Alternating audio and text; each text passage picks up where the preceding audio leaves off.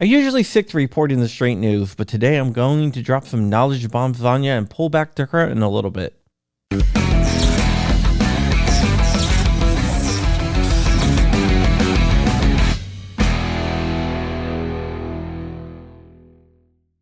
What's up, Wolverines? If you don't know who I am, my name is John Crump. I report on the ATF and FBI and all the agencies and organizations that want to violate your rights as an investigative journalist. I am also a gun rights advocate, currently serving as the Virginia State Director for Gun Owners of America, your only no compromise gun lobby in Washington, D.C. We are brought to you by JSD Supply. Check out JSD Supply. They make some of the sickest 80% kits on the market. Check out the P320 kit.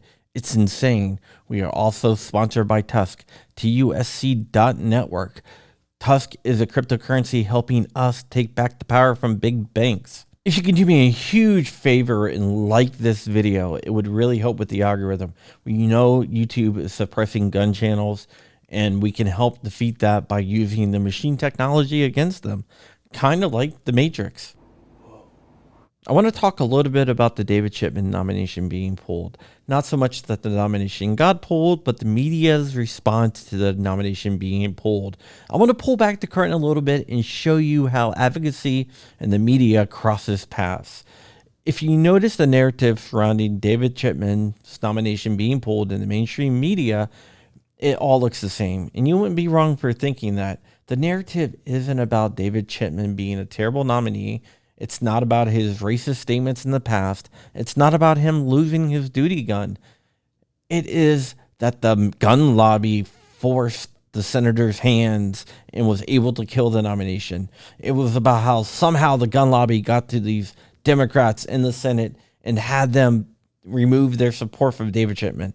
According to these reports, David Chipman was a dedicated, exceptional former ATF special agent.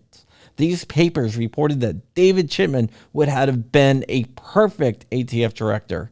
Now, don't get me wrong, the gun lobby, aka you and me, did have a lot to do with getting his nomination killed, but it wasn't some type of made-up narrative as the media likes to portray it as.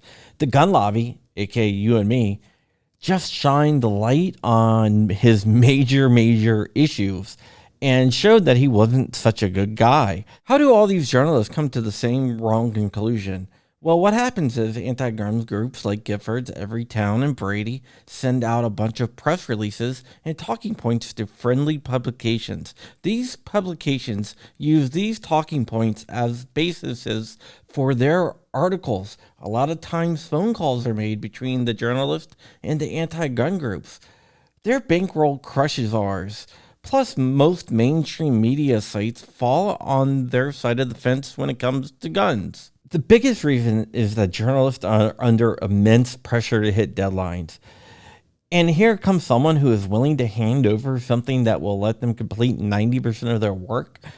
People are lazy. People don't want to put in the work. And plus, some of the deadlines that some organizations give their reporters are unrealistic. I am very fortunate to work for AmmoLand, whose deadlines are very realistic. We might not be the first all the time, but our reporting is going to be really good and it's going to be unique. So these anti-gun organizations hand over basically a script. All they do is go through and rephrase a lot of the stuff that the anti-gun organizations are saying. Anti-gun organizations will also distribute talking points. These are their talking points they want to get out in their articles. And these are like handmade, so they just stick them in there and they're done. And these anti-gun groups aren't going to publicize that these reporters are plagiarizing their press releases or their talking points, because these sources are not going to bring that up, because that's exactly what they want these journalists to do. They want these journalists to give out their side of the story without ours. And unfortunately, that happens a lot.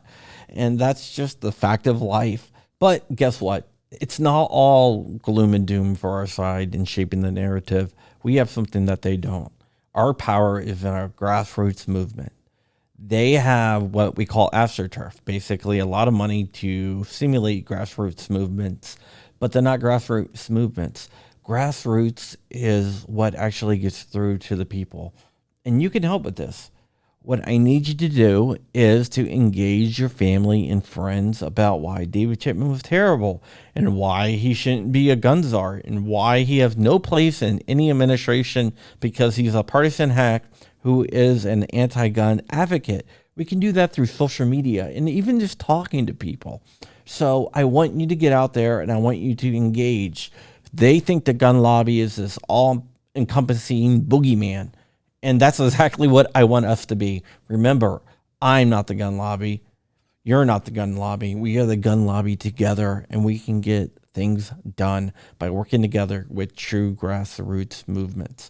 All right, that's it for today. I have a Patreon. If you like what I do here and you want to help support me, go ahead and support me over at my Patreon.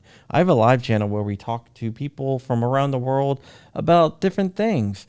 I know this video was a little bit preachy, and I usually don't do that, but I just felt I needed to do that. All right, with that said, I love you, and Wolverines, mother.